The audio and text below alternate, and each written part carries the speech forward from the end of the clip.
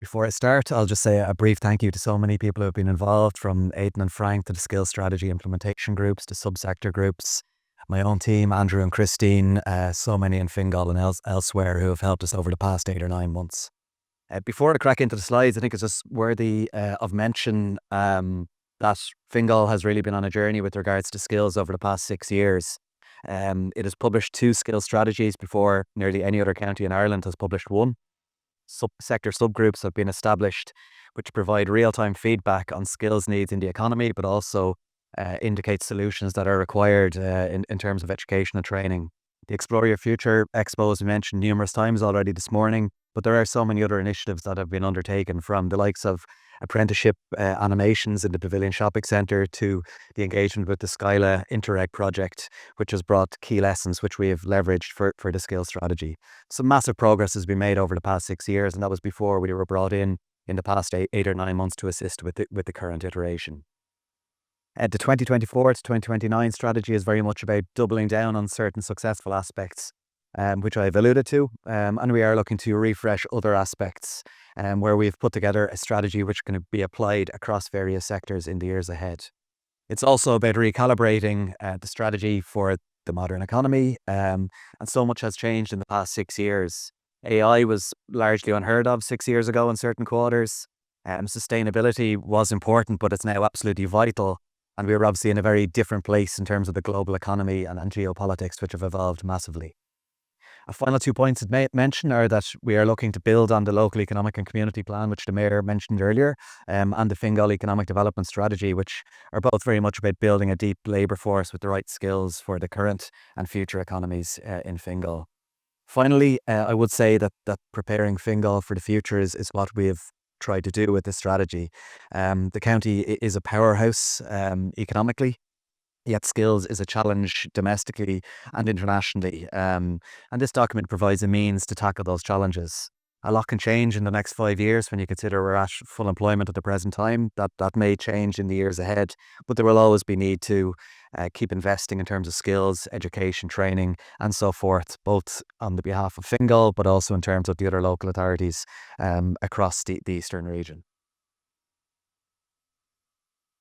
With regards to the steps we took in putting this iteration of the strategy together, we firstly looked at the previous skills strategy, as I mentioned, to look at key things that worked well and also to take key lessons in terms of potential areas for improvement, and producing a more concise document that is more usable by various groups is one piece of feedback we received and tried to implement. We conducted data assessment, which we will touch on a little bit later, to understand where the Fingal skills market is at the present time. We conducted horizon scanning, looking at some trends that may be influential in Fingal in the next 5 years. We engaged with over 20 different stakeholders. We conducted a survey as well. As mentioned earlier, we put together a Fingal skills forecast model, the results of which I will present on. And finally, we put together the strategy which you have before us today. With regards to some of the data and the Fingal skills labour force characteristics at the present time, over 250,000 people are of working age in Fingal at the present moment. It's the third fastest growing population of all counties in Ireland, and this really underlines the need to keep investing in skills, education and training in the years ahead. The economy is pretty much at full employment, which is a huge positive in terms of society and the exchequer, but it also presents challenges in terms of skills availability. And as many employers will tell you today, there are challenges in terms of rising wage costs in many instances as well. A very high participation rate is also a hallmark of the Fingal economy. The participation rate is about 65% in Fingal. So that's people who are looking for work or at work at any moment in time. And that is way above the national average of 56%. So that's an indication of the real drive to work amongst the residents of Fingal at the present time. And again, is a real positive. I'd also mention that the age cohort of 25 to 34-year-olds, where almost 90% are active in the labour market. And again, that underlines the really strong work ethic which is evident in the county. There are many sectors of strength, as everybody in this room will know, in Fingal, from agri-food to ICT, construction, pharmaceuticals, transport and storage. I could list off many others, but they are hallmarks of the economy and areas that we have targeted along with others as part of this skills strategy. Finally, on skills and education, as far as the data shows from 2022, Fingal's residents are very well educated with a high level with third level qualifications. But I think it's really important to say that third level education is only part of the picture. There are numerous ways to build up skills, be it through apprenticeships or traineeships, micro credentials, micro qualifications, and so on. And there are multiple routes that we'll be looking at through the skills strategy to develop new skills for the modern economy. Briefly, on some of what we call the mega trends of what will be influential for Fingal in the next 5 years, and indeed globally over the next 5 years.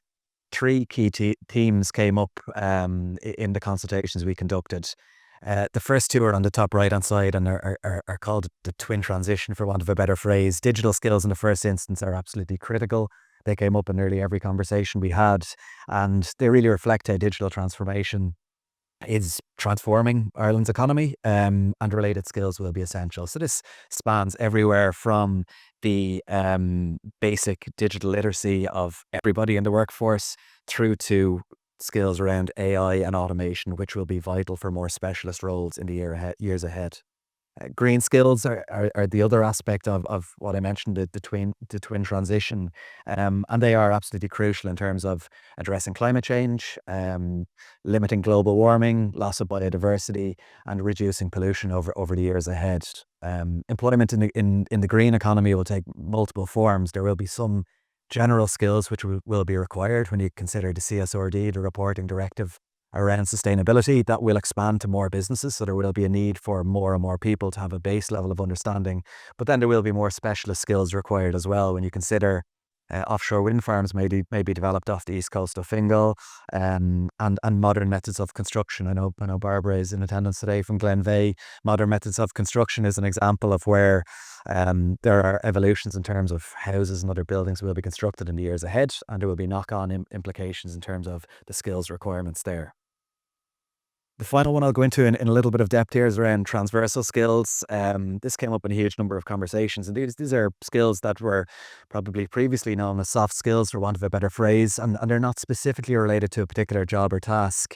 They'd be the likes of problem solving, collaboration, creative thinking, basic digital skills, which I mentioned earlier on, and can be used across different jobs and sectors.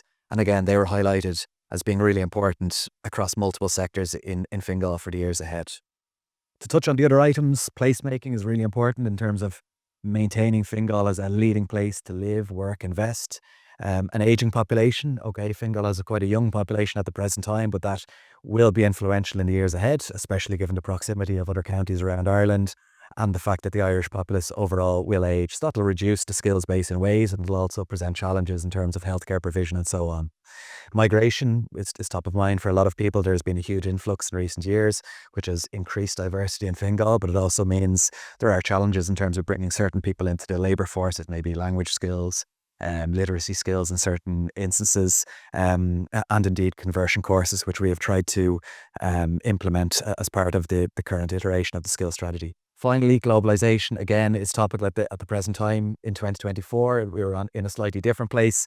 Globalisation may be receding at the present time, but when you think about it, if our supply chains are receding from perhaps the United States to the continent of Europe, again, that will have implications in terms of the skill sets you will require for dealing with EU regulations or languages and the like. So although there's a slip back in globalisation, it still reflects a need for skills development in certain areas.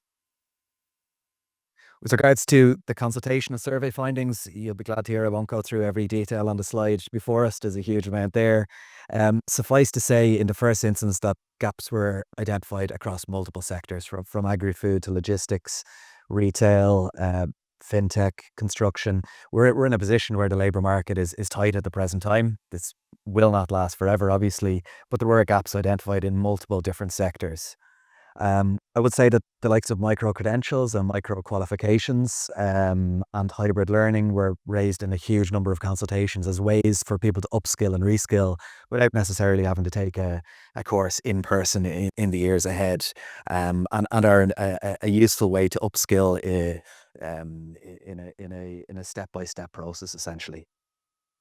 Challenges in funding in higher education in particular were flagged and will be on the radar for a lot of people in this room today. And further challenges around awareness of what courses and grants are available was flagged too. And that certainly is something that came up in a huge number of conversations, that there's a huge amount being done already by the likes of Baldoyle Training Centre and various others in terms of education and training provision, but raising awareness amongst businesses and employers and so on is important to make them aware of what is out there and what is available at the present time. Mixing hybrid learning with work experience for people in college and also back to transition year level and so forth was also flagged as absolutely critical. And the final 2 points I'd mention here are, first of all, SMEs were raised in a huge number of consultations as being challenged in terms of accessing and financially supporting their staff who want to go on and take training courses at any moment in time. So an SME may have only 10 people, and allowing 1 or 2 of those to go on training courses means certain roles need to be filled. So we have targeted that as part of the skill strategy. And finally, I think collaboration is something that will be essential, and again came up. Fingal is a leader in terms of bringing different parties together, and that will be a hallmark in the next 5 years. In terms of the model we put together, which was mentioned earlier on, we have forecasted out where skills gaps are likely to arise in the next 5 years in Fingal. This is printed on its in table form as well in the strategy document before you. Briefly, just to speak about the model, and I know economics probably turns most people off, but to give a sense of what's happening on the left-hand side here, essentially there's 2 sides to this model. You have the demand side, where you have economic growth, which leads into expansion demands. These are new jobs which have not existed before, and we expect over 14,000 new jobs to be created in Fingal by 2029. So that's expansion demand, new jobs, and a huge positive. We also have replacement demand, which is arising from people moving between jobs or retiring, and that's a natural churn which happens in the market, but again it feeds into the demand side, and they will be open positions that need to be filled over the coming years. On the supply side, on the right hand side of the chart just here, you have the existing skills base plus flows from education providers, which we have factored in, flows from the migrant populations, and flows from the economically inactive who are moving into the labour market and taking up roles. And that is something we will be looking to target in terms of making sure the barriers are broken down for people looking to enter employment in the years ahead. So in essence, when you put the supply and demand together, we've come up with what is on the right hand side here, which is a sectoral breakdown of where the net requirements will be by sector in the years ahead. And many of the results are quite interesting in that they point towards quality of life and accommodating a larger population of Fingal in the years ahead. You look at healthcare, as I mentioned, the larger population will have healthcare needs. Ageing will be one aspect of that, but there is a considerable expansion demand expected in healthcare in the next 5 years. Accommodation of food will be required to a greater extent to cater for residents and workers, and also to support the tourism sector, which is so important in Fingal. Education will be important, and again there is growth expected there and gaps to arise in terms of providing places the whole way through from primary and secondary level through to higher education at the other end. Final 2 areas to mention in terms of the growing population: construction is featured on the right hand side here, and that will be essential in terms of building the homes and infrastructure for Fingal in the years ahead. And retail is another one where goods will need to be provided to a growing population. This is a sector where there is quite a bit of churn. Young people who might be in school, maybe move between jobs a little bit more. So there's a huge replacement demand, as we call it. But there is also scope for expansion in the years ahead. A few other areas I'd mention from the chart on the right hand side would be the likes of industry, where there tends to be quite a bit of movement between jobs. That is an area where there's a skills gap identified. Professional services and scientific occupations, that is where we see the largest expansion demand in the next 5 years. We expect 2,500 jobs to be created in that sector alone. And indeed, there are clusters and huge employers already in Fingal that will stimulate some of that growth. The same applies with information and communication technology and in financial insurance and real estate, which are also featured on the chart on the right-hand side here. To move on to the skills strategy itself, we've essentially put together 5 themes that we have built the back end of the strategy document around. The first theme is about better understanding Fingal's labour market and specifically identifying existing and emerging skills needs. We've included a few actions here. First of all, to survey employers and continuously forecast where the skills gaps are, given the rapidly evolving nature of the labour market in Fingal and elsewhere. Secondly, we've put forward an action to publish a skills barometer so that employers, potential investors, employees, educators, and so on know exactly where Fingal is at in any specific year and can tailor their plans accordingly.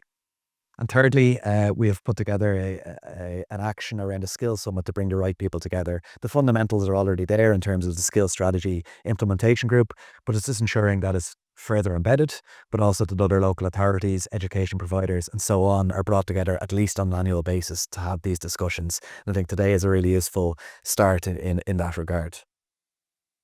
Secondly, we have included a theme to increase awareness. So this goes back to the piece I spoke about earlier, in that there is a huge amount already available in Fingal and in surrounding counties in terms of skills supports and provisions. So we have included an action to promote what is already available. That is common sense in many ways. The Explore Your Future Expo again was brought up in a huge number of conversations, the continuation of that and the expansion of that, but also increasing engagement with schools and parents and providing more work experience opportunities is really critical. This is a challenge, but it's very important to A, give young people an opportunity to try out different sectors, but also to tackle preconceptions in certain instances with parents. So we might see this in construction, for argument's sake, where the financial crisis and so on may have changed perceptions around the construction sector, but really strong and viable career pathways are possible and can be built. And this needs to be put up in lights for many parents and young people in this day and age. Finally, the Council Skills Hub, we've included an action to update that so that there is a central resource of information available for students and others in this regard. The third theme is to unlock a wider talent pool. And this is very much about breaking down barriers to entering the labour market. Some of these may be related to childcare, for argument's sake, or the traditional 9 to 5 working day, which may be seen as prohibitive in certain quarters. Fingal already has a very high participation rate, as I've mentioned, but there is always scope to bring more people into the labour market, especially when we're in a tight position as we are at the present time. So people may be working part-time that may have a desire to work full-time, and there is a level of underemployment in the Irish economy which could be tackled here. So we've put together a number of actions, one of which is a labour market participation programme, which is about understanding those barriers and seeking measures to address them, be it childcare or be it more remote working opportunities or others to help people to enter the labour market. The fourth theme is around sector skills support. And this is firstly around strengthening and building on the subgroups to target skills needs in priority sectors and ensure that adequate learning and development pathways are established to meet sectoral skills needs in the years ahead. Apprenticeships and traineeships come in here. They're maybe not given the same prominence as other routes in the education system, but they are seen as absolutely essential, along with the likes of academies which could be built for specific sectors to target skills needs in those sectors. Immigration came up in a large number of conversations. We all know that a huge number of young people are moving to Australia and other parts of the world. We have included an action to put together a campaign to kind of target emigrants who may be able to come back to promote skills availability in Fingal. And this is really around speaking about the strengths and the positives of living in Fingal. There are obviously challenges as well, but there is a huge diaspora out there with the right skills who could be targeted in terms of coming back and contributing economically and socially to life in Fingal. Finally, the College of the Future and Swords is being advanced by DDLETB, and it is an action here in that providing infrastructure is really important now and for the years ahead. Our final theme is to support upskilling and reskilling needs and the continuation of lifelong learning, supporting access to skills development initiatives across all age groups.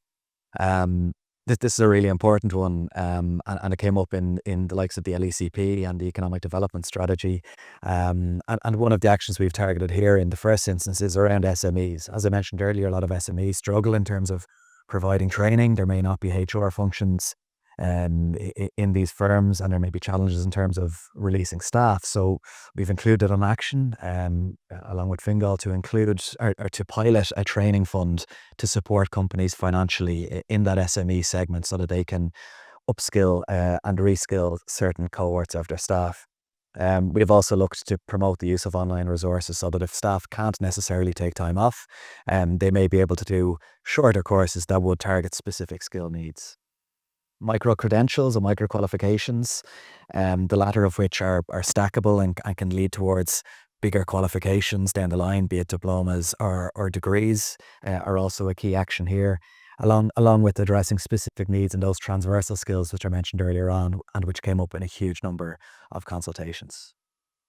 So just to recap before I hand back to Aoife, I think it's important to say that Fingal fortunately has a really strong labour market at the present time, and this provides the foundation for future growth. The strategy I've presented today is a means to stimulate further growth in the years ahead so that the county can remain at the forefront of Ireland's economy to 2029 and beyond.